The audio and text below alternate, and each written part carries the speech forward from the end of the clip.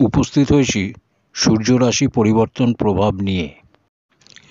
13 April 2024 বিকাল 4:45 সূর্যদেব বর্তমান জলতত্ত্বীয় রাশি মীন রাশিকে ছেড়ে অগ্নিতত্ত্বীয় রাশি নিজের উচ্চ রাশি মেষ রাশিতে প্রবেশ করেছে, যেখানে উনি 14 মে 2024 অবধি থাকবেন।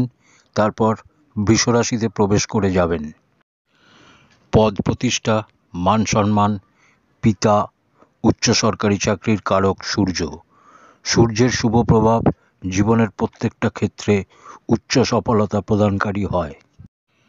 আর সূর্য যখন খারাপ পরিস্থিতিতে হয় তো মান সম্মানে ঘাটতি, পিতাকে কষ্ট দেওয়া, নেত্রপীড়া, আত্মবিশ্বাসে ঘাটতি উৎপন্ন করায়।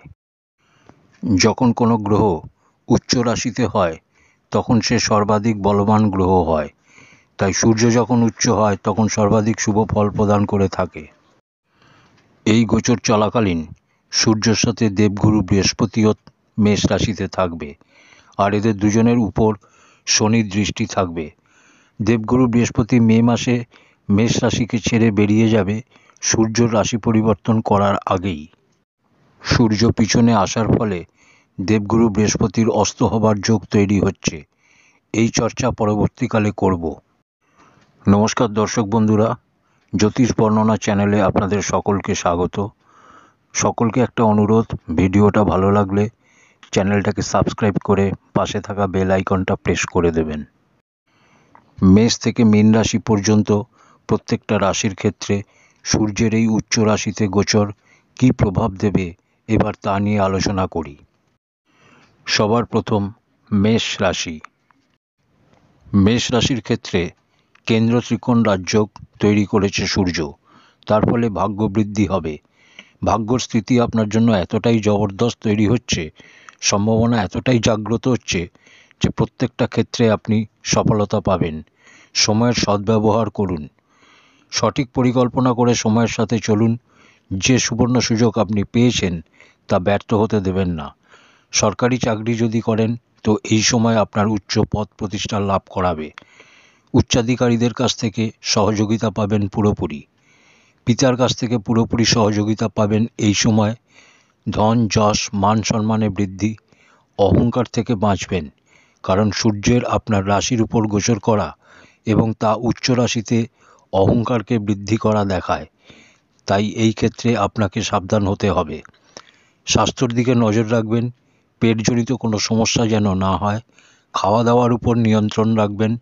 শিক্ষার্থীদের জন্য এই গোচর অতি উত্তম। আপনি চাকরি পেশায় যুক্ত থাকলে এই সময় আপনার জন্য অনুকূল।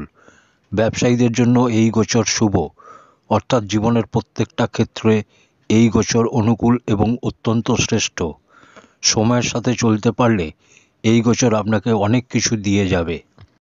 বৃষ রাশি।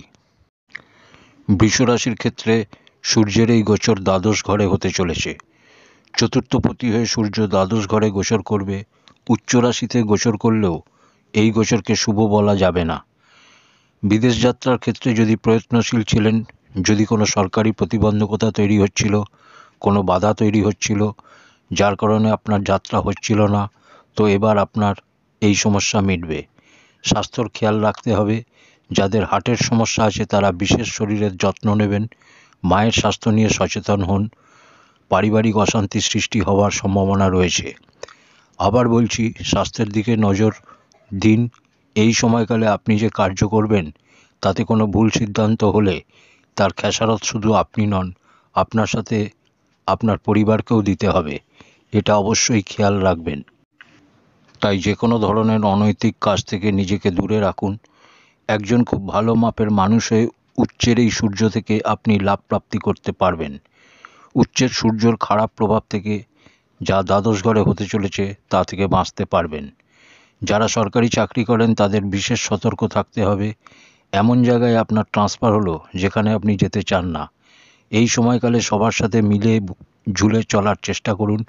পিতার সম্মান করুন। মিথুন রাশি। মিথুন রাশির ক্ষেত্রে সূর্যের এই গোচর একাদশ ঘর বা লাভ স্থানে হতে চলেছে। আপনার জন্য এই গোচর আশীর্বাদের সমান। ধনের বর্ষা এতদিন যে কথাটা শুনে এসেছেন সেটা এবার আপনার জন্য প্রযোজ্য হবে। তৃতীয়পতি হয়ে উচ্চের সূর্য লাভ ঘরে গোচর অত্যন্ত শুভ ফলদায়ী হবে। ব্যবসায়ী হলে ব্যবসায় বৃদ্ধি, চাকরিজীবী হলে চাকরিতে পদোন্নতি, রাজনীতিবিদ হলে রাজনীতিতে পদ প্রতিষ্ঠা, মান সম্মান বৃদ্ধি, সকলের সহযোগিতা পাবেন এই সময়। দাম্পত্য জীবন সুখকর, অবিবাহিতদের জন্য বিবাহের প্রস্তাব, প্রেম সম্বন্ধে মনোমালিন্য হতে পারে। সূর্যের ভিতর যে তেজ আছে তা যে ঘরে দৃষ্টি দেয় সেই ঘরের তেজের দৃষ্টি দেওয়ার ফলে জ্বলন তৈরি করে, সূর্য বিচ্ছেদের পরিস্থিতি তৈরি করে। তাই প্রেম সম্বন্ধে সমস্যা। যে সমস্ত মহিলা গর্ভবতী তাদের নিজেদের গর্ভের উপর বিশেষ খেয়াল রাখতে হবে, অবশ্য যাদের গর্ভ প্রারম্ভিক স্তরে রয়েছে তাদের। কারণ সূর্য যখন পঞ্চমে থাকে তখন যা ফল দেয় আর যখন একাদশ ঘরে থাকে তখন যা ফল দেয় তা সম্পূর্ণ আলাদা। সূর্য পেটে জ্বলনের স্থিতি তৈরি করে, তাই খাওয়া দাওয়ার উপর বিশেষ নিয়ন্ত্রণ রাখুন। শিক্ষার্থীদের জন্য এই গোচর খুবই শুভ। কোনো প্রতিযোগিতামূলক পরীক্ষা থাকলে তাতে আপনি সফলতা পাবেন। পিতার সম্মান করুন। কর্কট রাশি। কর্কট রাশির ক্ষেত্রে সূর্যের এই গোচর অত্যন্ত শ্রেষ্ঠ। আপনার জীবনে যেখানে নিরাশা হতাশা তৈরি হয়েছিল সেই নিরাশা ও হতাশা থেকে সূর্যের এই গোচর আপনাকে বের করে নিয়ে আসবে। যেখানে দ্বিতীয়পতি হয়ে উচ্চের সূর্য দশম ঘরে গোচর করবে, যা এক শ্রেষ্ঠ পরিস্থিতি আপনার জন্য। যদি ধন আর ত্রিকোণের নির্মাণ করা হয় তাহলে এটাকেও এক প্রকারের কেন্দ্র ত্রিকোণ রাজ্য হয়ে যায়, কিন্তু এটাকে কেন্দ্র ত্রিকোণ রাজ্য আখ্যা দেওয়া যাবে না। কিন্তু ধন ত্রিকোণের দিক থেকে এটা খুবই লাভজনক। উচ্চাধিকারীদের কাছ থেকে লাভবান হবেন। সরকারি চাকরিজীবীদের ক্ষেত্রে বিশেষ লাভদায়ক স্থিতি। আপনার পরিকল্পনা সফল হবে। এই গোচর আপনার জীবনে অনুকূল পরিস্থিতি তৈরি করবে। যারা নতুন চাকরি করতে চাইছেন তাদের সফলতা, যারা নতুন ব্যবসা করতে চাইছেন তাদের সফলতা। কোর্ট কাছারি থেকে মুক্তি পাবেন। পৈতৃক সম্পত্তি নিয়ে কোনো বিবাদ ছিল তো এবার তা মিটে যাবে। চারদিক থেকে এই গোচর আপনার জন্য খুশির বার্তা নিয়ে আসছে। পিতার সম্মান করুন, কোনো অনৈতিক কাজে যুক্ত হবেন না। সিংহ রাশি। সিংহ রাশির ক্ষেত্রে সূর্যের এই গোচর আপনার নবম ঘর বা ভাগ্যস্থানে হতে চলেছে। এই গোচর আপনার জন্য অত্যন্ত শ্রেষ্ঠ। এই গোচর কেন্দ্র ত্রিকোণ রাজযোগ নির্মাণ করছে। সূর্য আপনার রাশিপতি হয়ে ভাগ্যস্থানে গোচর করবে। এই গোচর আপনার জন্য, আপনার পিতার জন্য, আপনার ভাগ্যের জন্য খুবই লাভজনক। মান সম্মানের বৃদ্ধি, পদোন্নতি রাজনীতিবিদদের জন্য খুবই শুভ। পরিবারের মধ্যে কোনো শুভ কাজ হতে পারে। ছোট ভাই বোনদের কাছ থেকে বিশেষ সহযোগিতা পাবেন। শিক্ষার্থীদের জন্য উচ্চশিক্ষার সুযোগ। সব দিক থেকে এই গোচর আপনার জন্য লাভকারক সিদ্ধ হবে। কন্যা রাশি। কন্যা রাশির ক্ষেত্রে সূর্যের এই গোচর অষ্টম ঘরে হতে চলেছে। এই গোচর আপনার জন্য খুব একটা অনুকূল নয়। দ্বাদশ ঘরের অধিপতি হয়ে সূর্য অষ্টম ঘরে গোচর করছে। আকস্মিক ঘটনা, কোনো কার্য করে আপনি সেখান থেকে লাভ নিতে চাইছেন তো সেখানে আপনি প্রতিকূল পরিস্থিতির সম্মুখীন হবেন। আপনাকে খুব সজাগ হয়ে চলতে হবে। নিজের ডেইলি রুটিনের মধ্যে পরিবর্তন আনতে হবে। নিজের বাণীকে শোধরাতে হবে। অহংকারের উপর নিয়ন্ত্রণ রাখতে হবে।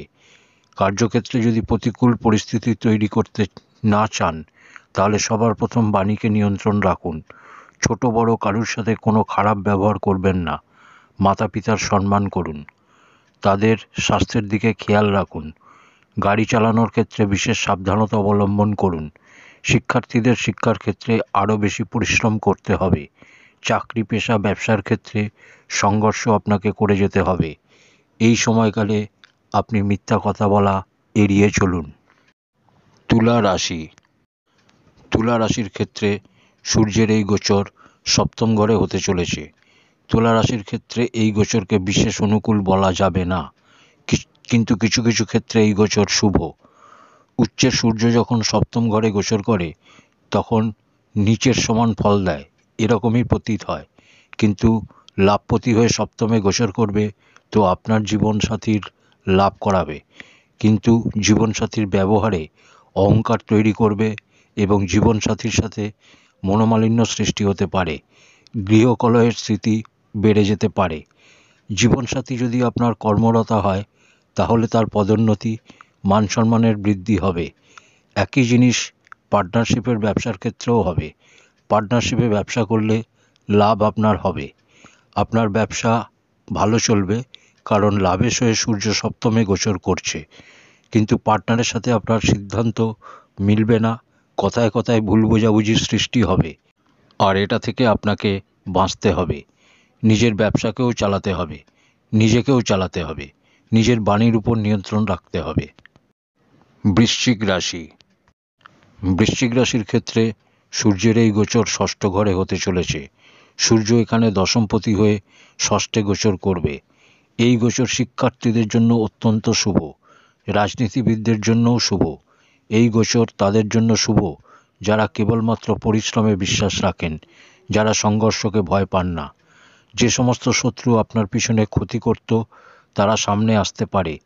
আপনি তাদেরকে চিনতে পারবেন যে কারা আপনার শত্রু। কিন্তু একটা কথা মাথায় রাখবেন, আপনার শত্রুর সাথে আপনাকে লড়াই ঝগড়ায় গেলে হবে না। উচ্চের সূর্য প্রবল শত্রুহন্তা যোগ নির্মাণ করে। আপনি যদি ওদের সাথে লড়াই ঝগড়ায় যান তাহলে কোনো ক্ষতি করতে পারবেন না। আর আপনি যদি চুপ করে থাকেন তো দেখুন তারা এমন কোনো সমস্যায় পড়বে যেখান থেকে উদ্ধার হওয়া মুশকিল হবে। বাণীর নিয়ন্ত্রণ রাখবেন, স্বাস্থ্যের দিকে খেয়াল রাখবেন। ছোটোখাটো আঘাতের সম্ভাবনা রয়েছে। খাওয়া দাওয়ার উপর নিয়ন্ত্রণ রাখুন। টাকা ধার দেওয়া ও নেওয়া থেকে বিরত থাকুন। যে কোনো ধরনের কাগজপত্র সই করার আগে তা ভালো করে দেখে নিন। এই বিষয়গুলো একটু খেয়াল রাখবেন, একটু বুঝে চলুন। বাদবাকি সব দিক দিয়ে এই গোচর আপনার জন্য অনুকূল। ধনু রাশি। ধনু রাশির ক্ষেত্রে সূর্যের এই গোচর পঞ্চম ঘরে হতে চলেছে। ধনু রাশির জন্য এই গোচর শুভ হতে চলেছে। নবমপতি হয়ে সূর্য উচ্চ হয়ে পঞ্চমে গোচর করবে। শিক্ষার্থীদের জন্য খুবই শুভ। যে কোনো ধরনের শিক্ষার জন্য এই সময় অনুকূল। এই গোচর আপনার জন্য নতুন দিশা নিয়ে আসবে। পঞ্চমে সূর্য উচ্চ হয়ে গোচর করার ফলে গর্ভবতী মহিলাদের সমস্যা তৈরি হতে পারে। সেই ব্যাপারে আপনাকে সাবধান হতে হবে। বাকি ধনু রাশির ক্ষেত্রে চাকরি, পেশা, ব্যবসা, রাজনীতিবিদ সকলের জন্য এই সময়কাল খুবই শুভ। আর্থিক দৃষ্টিকোণ থেকেও এই গোচর অনুকূল। নতুন কোনো কাজ শুরু করতে চাইছেন তো এই সময় করতে পারেন। সন্তানকে নিয়ে যদি কোনো সমস্যা ছিল তো এবার তা মিটে যাবে। দাম্পত্য জীবন সুখকর, কিন্তু সূর্যের মধ্যে তেজ আছে, আগুন আছে। তাই প্রেম সম্বন্ধ যদি নতুন হয় তাহলে মনোমালিন্য সৃষ্টি হতে পারে। এই ব্যাপারে সাবধানতা অবলম্বন করবেন। খাওয়া দাওয়ার উপর নিয়ন্ত্রণ রাখবেন। বাদবাকি সব দিক দিয়ে এই গোচর আপনার জন্য অতি উত্তম। মকর রাশি। মকর রাশির ক্ষেত্রে সূর্যের এই গোচর চতুর্থ ঘরে হতে চলেছে। এই গোচরকে উত্তম বলা যাবে না। কার্যক্ষেত্রে সমস্যা, গৃহকলহ, মায়ের স্বাস্থ্যর সমস্যা। শিক্ষার্থীদের জন্য এই গোচর শুভ বলা যাবে না। গৃহকলহের জন্য পিতার সাথে সম্পর্ক ভালো যাবে না। যাত্রাও আপনার জন্য সুখকর হবে না। আর্থিক দৃষ্টিকোণ থেকে এই গোচরকে বিশেষ অনুকূল বলা যাবে না। যাদের হার্ট, লিভারের সমস্যা আছে তারা সাবধানতা অবলম্বন করবেন। সাবধানতার সাথে গাড়ি ঘোড়া চালাবেন। এই গোচর চলাকালীন সমস্যা আসতে পারে। মাতা পিতার স্বাস্থ্যর সাথে সাথে আপনাকে আপনার নিজের স্বাস্থ্য সম্পর্কে খেয়াল রাখতে হবে। খুব সজাগভাবে এই সময়কালটাকে অতিবাহিত করা শ্রেয়। কুম্ভ রাশি। কুম্ভ রাশির ক্ষেত্রে সূর্যের এই গোচর পরাক্রম বা তৃতীয় ঘরে হতে চলেছে। সপ্তমপতি হয়ে তৃতীয় ঘরে গোচর করবে সূর্য। এই গোচর আপনার জন্য অতি উত্তম। কার্যক্ষেত্রে উচ্চাধিকারীদের কাছ থেকে বিশেষ সহযোগিতা পাবেন। ব্যবসায়ীদের জন্য, সরকারি চাকরিজীবীদের জন্য, রাজনীতিবিদদের জন্য এই গোচর খুবই ভালো ফলদায়ী হবে। প্রাইভেট সেক্টরের চাকরিজীবীদের জন্য অতি উত্তম এই গোচর। বড় কোনো প্রজেক্টে কাজ করে দীর্ঘকালীন লাভবান হবেন আপনি। যারা সরকারি টেন্ডার নিয়ে কাজ করেন তাদের জন্য এই সময় অনুকূল। শিক্ষার্থীদের জন্য এই গোচর শুভ। কাজের প্রেশার বেড়ে যাওয়ার ফলে তার প্রভাব আপনার শরীরের উপর পড়তে পারে, তাই স্বাস্থ্যের দিকে খেয়াল রাখবেন। যাত্রা করবেন সাবধানতার সাথে। সময় পেলে পূজা পাঠ করুন, লাভবান হবেন। কোনো প্রকার অনৈতিক কাজ করবেন না। মীন রাশি। মীন রাশির ক্ষেত্রে সূর্যের এই গোচর ধনভাব বা দ্বিতীয় ঘরে হতে চলেছে। ষষ্ঠপতি হয়ে সূর্য দ্বিতীয় ঘরে গোচর করবে। মীন রাশির ক্ষেত্রে সূর্যের এই গোচর কিছু ক্ষেত্রে ভালো আর কিছু ক্ষেত্রে সমস্যা তৈরি করবে। আর্থিক দৃষ্টিকোণ থেকে এই গোচর ভালো, কিন্তু ষষ্ঠের হয়ে দ্বিতীয় ঘরে যাওয়ার ফলে ঋণ হওয়ার সম্ভাবনা তৈরি করবে। শনি সাড়ে সাতির প্রথম ঢাইয়া আপনার চলছে। আপনার ভুল নির্ণয় নেওয়ার ফলে আপনি ধার দেনার মধ্যে জড়িয়ে পড়তে পারেন। এই সময় ঋণ দেওয়া ও ঋণ নেওয়া দুটো থেকেই আপনাকে বাঁচতে হবে। কার্যক্ষেত্রে খুব সাবধানতার সঙ্গে আপনাকে কাজ করতে হবে। নিজের কার্যপদ্ধতি কারোর সাথে শেয়ার করবেন না। প্রত্যেকটা কাজে আপনার ডিসিশনের অভাব হতে পারে। মনকে খুব শান্ত রাখার চেষ্টা করুন। বাণীর উপর যতটা সম্ভব নিয়ন্ত্রণ রাখুন। আপনার বাণীর মধ্যে কঠোরতা ও অহংকার দুটোই আসতে পারে। ব্লাড প্রেশার ও চোখের পীড়ার দিকে বিশেষ খেয়াল রাখবেন। শিক্ষার্থীদের জন্য অনুকূল, তবে পড়াশোনায় মন কম লাগতে পারে। এই গোচরকে পুরোপুরি আপনার অনুকূলে বলা যাচ্ছে না। খাওয়া দাওয়ার উপর নিয়ন্ত্রণ রাখুন।